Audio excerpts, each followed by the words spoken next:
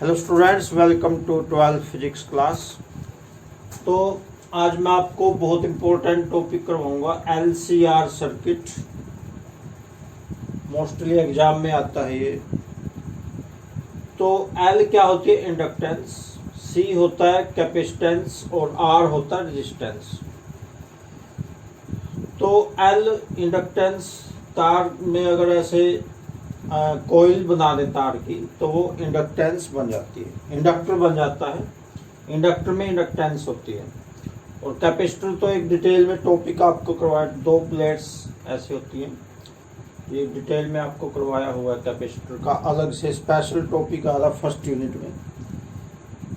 तो कैपेसिटर में होती है कैपेसिटेंस, और ये रजिस्टर, रजिस्टर भी आपको बताया हुआ है, इसमें होता है रेजिस्टेंस। तो करंट का विरोध करने वाले तीन फैक्टर होते हैं, अकेला रेजिस्टेंस नहीं, और दो और भी होते हैं, रेजिस्टेंस, कैपेसिटेंस और इंडक्टेंस। ये तीनों मिलके करंट का विरोध करते हैं। इनमें विरोध करने की प्रॉपर्टी होती है, करंट को रेजिस्ट करते हैं। तो ये जो एलसीआर सर्किट है, ये मोस्टली इंस्ट्रूमेंट्स में, इलेक्ट्रॉनिक्स के जो इंस्ट्रूमेंट्स हैं उन में इनका यूज होता है। इलेक्ट्रॉनिक्स के इंस्ट्रूमेंट ज़्यादातर उनमें यही मिलते हैं, इंडक्टर, कैपेसिटर और रजिस्टर, ये तो ज़रूर मिलते हैं उनमें। तो ये लिख देंगे स्टार्टिंग में, consider a source of alternating EMF is connected to a series combination of an inductor. तो देखिए ये सोर्स है, एसी सोर्स। तो लिख देंगे let a source of alternating EMF is connected to LCR circuit. तो उसके बाद अलग अलग लाइन में लिख देंगे, let we have an inductor of inductance L. पहली लाइन में लिख देंगे। फिर अगली लाइन में लिख देंगे a capacitor of capacitance C. फिर थर्ड लाइन में लिख देंगे a resistor of resistance R. उसके बाद तीन लाइनें, तो ये तीन लाइनें उसके बाद वोल्टेज की बना लेंगे। Let V L is the voltage across inductor and V C is equal to voltage across capacitor. अगली तीसरी लाइन में लिख देंगे V R is equal to voltage across resistor. ऐसे अलग अलग लाइन में अगर आप तीनों को ऐसे लिखोगे तो वो एग्जामिनर को अच्छा भी लगेगा, और जो साइज है आपके आंसर का वो भी बड़ा दिखेगा, बड़ा हो जाएगा साइज, तो वो अच्छी परफॉर्मेंस दिखेगी। तो ये तो है सर्किट डायग्राम। उसके बाद मेन जो डायग्राम है वो है फेजर डायग्राम। फेजर डायग्राम अभी मैं बनाता हूं बोर्ड पे। तो देखिए फेजर डायग्राम बनाएंगे। ये एक्स एक्सिस ले ली यहाँ पे, और ये वाई एक्सिस। वाई एक्सिस में ऊपर पॉजिटिव होता है, नीचे नेगेटिव होता है। तो जो रेजिस्टेंस होता है, रेजिस्टेंस में करंट और वोल्टेज सेम डायरेक्शन में होते हैं, यानी दोनों के बीच में फेज डिफरेंस नहीं होता। तो ये आपको पहले एक्सप्लेन किया हुआ है पिछले वीडियोस में। तो जैसे रेजिस्टेंस का करंट आई मान लो यहाँ पे, तो उसी लाइन में वोल्टेज होगी। ये वी आर, यहाँ ए पॉइंट पे वी आर मान लिया, ए पॉइंट पे वी आर, और यहाँ पे आई करंट, यानी जिस डायरेक्शन में रेजिस्टेंस वोल्टेज है उसी डायरेक्शन में करंट है। लेकिन जो इंडक्टर होता है, इंडक्टर में जो वोल्टेज होती है वो करंट से आगे चलती है। और आगे चलने के लिए आपको बताया हुआ है, आगे अगर किसी चीज़ को दिखाना है, फेजर डायग्राम में अगर किसी चीज़ को आगे दिखाना है तो एंटी क्लॉकवाइज दिखाते हैं, ऐसे एंटी यानी क्लॉक के उल्टी डायरेक्शन, ऐसे उल्टी डायरेक्शन दिखाते हैं ऐसे। और अगर पीछे किसी को दिखाना है तो क्लॉकवाइज दिखाते हैं। ऐसे फेजर डायग्राम में पीछे दिखाना है तो क्लॉकवाइज, क्लॉक की डायरेक्शन में, और आगे दिखाना है तो एंटी क्लॉकवाइज, यानी क्लॉक की उल्टी डायरेक्शन में दिखाएंगे। तो जो इंडक्टर होता है उसमें वोल्टेज करंट के आगे होती है। याद करो, मैंने आपको बहुत डिटेल में ये बातें बताई थी कि इंडक्टर में वोल्टेज करंट से आगे होती है। तो एंटी क्लॉकवाइज दिखाएंगे, यानी यहाँ से एंटी क्लॉकवाइज ऐसे बनेगा तो इधर दिखाएंगे इस साइड में। तो यहाँ पे हम VL दिखा देते हैं D पॉइंट पे, D पॉइंट पे दिखा दिया VL। मेरी ये जो बात मैं अब बता रहा हूँ ये बात ध्यान से समझने लायक है, क्योंकि इसमें क्लॉकवाइज और एंटी क्लॉकवाइज का खास चक्कर पड़ेगा। तो एंटी क्लॉकवाइज दिखा दिया, D पॉइंट पे आ गई VL यानी वोल्टेज अक्रॉस इंडक्टर।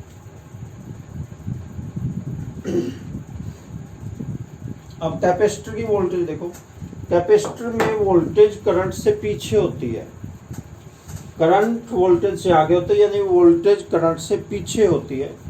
तो पीछे वाली को दिखाएंगे क्लॉकवाइज ऐसे। तो इसका क्लॉकवाइज इधर बनेगा ऐसे, इधर ऐसे। तो VC है जो इधर दिखाएंगे,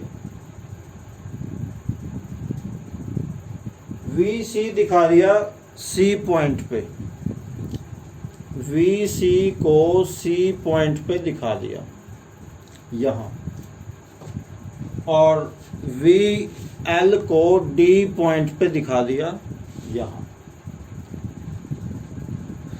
अब ध्यान से आपने समझना है। अब देखो 11th में आपको वेक्टर्स की सब्ट्रैक्शन और एडिशन करवाई थी, तो थोड़ा सा मैं उसको रिवाइज कर देता हूँ। अलग से है ये टॉपिक, अलग से है, ये रफ में ही है, ये फेयर में नहीं करना आपने। जैसे मान लो ये कोई वेक्टर A है और ये वेक्टर B है, तो दोनों को ऐड करना है, vector A plus vector B। तो सेम डायरेक्शन है, दोनों की डायरेक्शन सेम है, तो इनका जो मैग्नीट्यूड है वो ऐड हो जाएगा। यानी मैग्नीट्यूड होता है इसकी लेंथ, जितनी इसकी लेंथ है और इसकी लेंथ ऐड हो जाएगी। देखो ये तो A की लेंथ होगी और इसमें B की लेंथ, जितनी B की लेंथ है वो ऐड हो जाएगी ऐसे, ये B की होगी। तो दोनों का जो रिजल्टेंट है vector A plus vector B, दोनों का जो रिजल्टेंट है ये दोनों को ऐड करने से आएगा, यानी दोनों की लेंथ ऐड हो जाएगी। लेकिन अगर ये इनकी डायरेक्शन है अलग, मान लो ये डिफरेंट डायरेक्शन में है, अलग अलग डायरेक्शन में है इस प्रकार, तो दोनों का मैग्नीट्यूड कम हो जाए, घट जाएगा। देखो ये A की लेंथ है, इसमें से B की लेंथ घट जाएगी,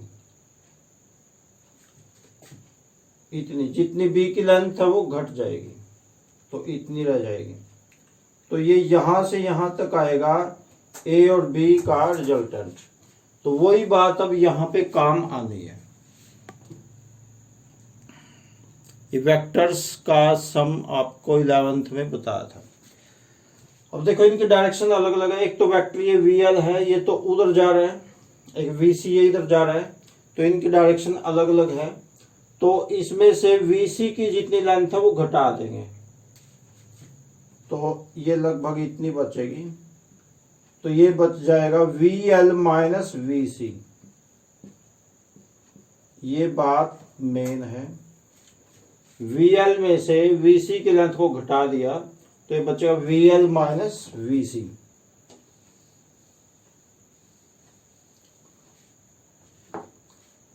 तो VL माइनस VC जहां पे आएगा उस पॉइंट को इसने यहां पे इस पॉइंट को D माना हुआ है, तो D वहां की बजाय इस पॉइंट को मानेंगे और B पॉइंट यहां पे मानेंगे, B यहां पे मानेंगे, D यहां पे।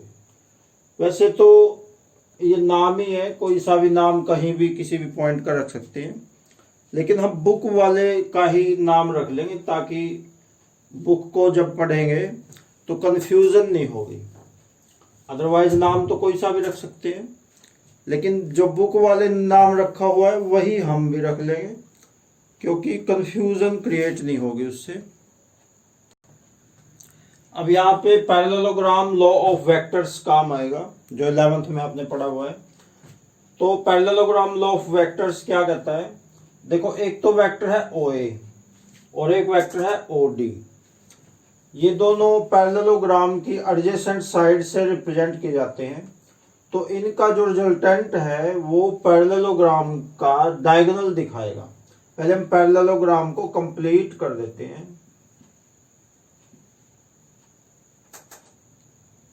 ये तो बन गया पैरेललोग्राम। इस पॉइंट को E मान लेते हैं, इस वर्टेक्स को E मान ले, तो 4 वर्टेक्स होगी OAED।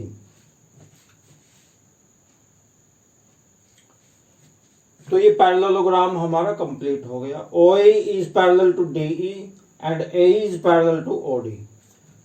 तो इसकी दो एडजेसेंट साइड से दो वेक्टर्स दिखाए गए, एक OA से VR है और एक OD से। OD से वेक्टर है VL माइनस VC, ये वाला। तो एडजेसेंट साइड से दो वेक्टर्स को दिखाया जाए तो उन वेक्टर्स का जो रिजल्टेंट बनेगा वो डायगोनल द्वारा दिखाया जाएगा। तो डायगोनल है यहाँ पे OE। OE है जो, ये रिजल्टेंट बन गया इन दोनों का। तो अभी यहाँ पे पाइथागोरस थ्योरम का भी यूज होगा। पाइथागोरस भी भूल गए होगे आप, मैं थोड़ा बता देता हूँ। पाइथागोरस में हाइपोटेन्यूज निकालना है तो होता है बेस का स्क्वायर प्लस परपेंडिकुलर का स्क्वायर सारे का अंडररूट। ये पाइथागोरस थ्योरम होती है। तो इसमें ये हाइपोटेन्यूज है OE और बेस है OA और परपेंडिकुलर है AE। ये परपेंडिकुलर, ये बेस और ये हाइपोटेन्यूज। तो एक्चुअली में हमने ये निकालना है OE। OE को निकालना ही हमारा एम है। इन दोनों का रिजल्टेंट निकालेंगे। एक्चुअली में तीनों का रिजल्टेंट हो जाएगा VR, VC और VL का। इन तीनों का रिजल्टेंट वोल्टेज, तीनों की टोटल वोल्टेज कितनी आएगी वो हमने निकालनी है। तो OE कैसे निकालेंगे, बाय पाइथागोरस थ्योरम, यहां लिख भी देंगे बाय पाइथागोरस थ्योरम।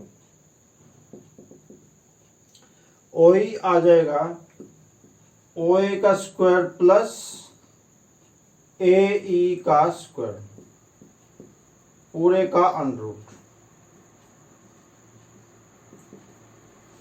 तो OE आ जाएगा OA का स्क्वायर। OA तो है VR,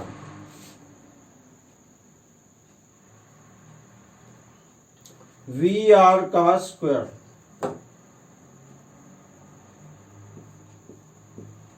प्लस AE की वैल्यू नहीं हमें पता, लेकिन AE और OD बराबर हैं, यहां लिख भी देंगे AE इक्वल टू OD। तो AE और OD बराबर हैं, तो AE की जगह OD लिख देंगे और OD की वैल्यू है VL माइनस VC पूरे का स्क्वायर और पूरे का अंडररूट, होल अंडररूट। तो ये है मेन चीज, ये वाली मेन चीज है। अब यहाँ पे ओम्स लॉ भी काम आएगा। ओम्स लॉ आपको सेकंड यूनिट में करवाया था, 10th में भी करवाया था। V equal to I into R, याद करो। तो यहाँ पे V तो रेजिस्टेंस की V तो हो जाएगी IR, लेकिन इंडक्टेंस की जो V बनेगी वो IXL बनेगी, क्योंकि इंडक्टर में विरोध करने वाला जो एलिमेंट है वो XL होता है, जिसको इंडक्टिव रिएक्टेंस कहते हैं। ये याद करो, आपको पिछली वीडियो में बताया था। और VC बनेगी IXC, क्योंकि कैपेसिटर में करंट का विरोध करने वाला जो एलिमेंट है उसका नाम है कैपेसिटिव रिएक्टेंस XC। तो VC बन गया IXC, VL बन गया IXL। तो अब देखो VR की जगह लिख देंगे IR, VL की जगह IXL और VC की जगह IXC, और कंप्लीट सारे पे अंडर रूट भी आएगा। ध्यान से समझना। अब ये हो जाएगा I स्क्वायर R स्क्वायर, और इसमें भी, इसमें I कॉमन आ जाएगा दोनों में, तो पूरा अंडर रूट अंदर I स्क्वायर को कॉमन ले लेंगे, I स्क्वायर को, और ये बड़ी ब्रैकेट लगाएंगे। I स्क्वायर इसमें भी आ जाएगा और इसमें भी आ जाएगा, इन दोनों में I कॉमन है और उस पे स्क्वायर है, तो I स्क्वायर बन गया। I स्क्वायर इसमें भी कॉमन आ गया, इसमें भी कॉमन आ गया, तो दोनों का I स्क्वायर बाहर ले लिया, इसका I स्क्वायर बाहर आ गया, तो बचेगा अंदर R स्क्वायर प्लस यहां से बचेगा XL माइनस XC का होल स्क्वायर। I तो बाहर आ ही गया दोनों का, तो बचा XL minus XC whole square. अब पूरे पे under root complete, under root वहां तक ले जाना, अधूरा यहां तक छोड़ ले जाके नहीं छोड़ना, अंडर रूट को पूरा कंप्लीट अंडर रूट आएगा।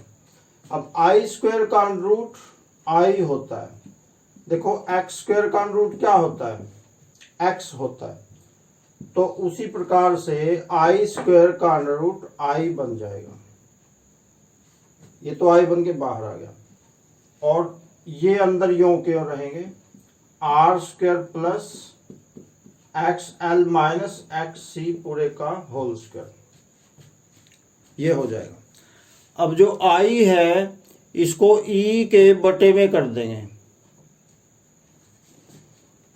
इस I को E के बटे में कर देंगे, E upon I is equal to R square plus XL minus XC का होल स्क्वायर पूरे का अंडर रूट। अब ये जो E अपॉन I है ये ओम्स लॉ से वोल्टेज अपॉन करंट हो गया, क्योंकि E तो टोटल वोल्टेज है, E टोटल वोल्टेज है, VR VL VC ये तो इनकी अलग अलग वोल्टेज है अपनी, लेकिन जो टोटल वोल्टेज है वो E है। तो voltage upon current, voltage upon current होता है रेजिस्टेंस। लेकिन एक बात नई याद सीखेंगे आप, ये अगर तीनों इकट्ठे हों तो उसको रेजिस्टेंस नहीं बोलते, उसको इम्पीडेंस बोलते हैं। E upon I is equal to impedance, और इसको Z द्वारा लिखते हैं। ये नई बात आज सीखने को मिलेगी आपको, इम्पीडेंस, ये नया वर्ड आया है आपके लिए। इम्पीडेंस क्या होता है, जब तीनों जने इकट्ठे हो जाए, रेजिस्टेंस भी हो गया, इंडक्टिव रिएक्टेंस भी हो गई, कैपेसिटिव रिएक्टेंस भी हो गई, तीनों इकट्ठे हो जाएं, तो तीनों के इकट्ठे विरोध करने वाले एलिमेंट को इम्पीडेंस कहते हैं। तीनों इकट्ठे वाला एलिमेंट इम्पीडेंस, और उसको Z द्वारा लिखते हैं। ये बात आपने याद रखनी है, इम्पीडेंस। अब देखो इम्पीडेंस को Z द्वारा लिखते हैं, तो ओम्स लॉ का यूज एक बार और करेंगे दोबारा से। तो Z को ओमेगा के रूप में कैलकुलेट करना है, तो कैसे करेंगे देखो, R की जगह लिख देंगे VI, या भी R को R ही रखना है, अभी R स्क्वायर प्लस XL का फॉर्मूला ओमेगा के रूप में ओमेगा L। R को तो ओमेगा के रूप में लिख नहीं सकते, XL बताया था आपको ओमेगा L, पिछली वीडियो में भी बताया था, याद करो, माइनस XC, XC आपको बताया था 1 upon omega C whole square यूं का, और ऊपर अंडर रूट तो आएगा ही कंप्लीट। तो इस प्रकार से इसको ओमेगा के रूप में लिख सकते हैं।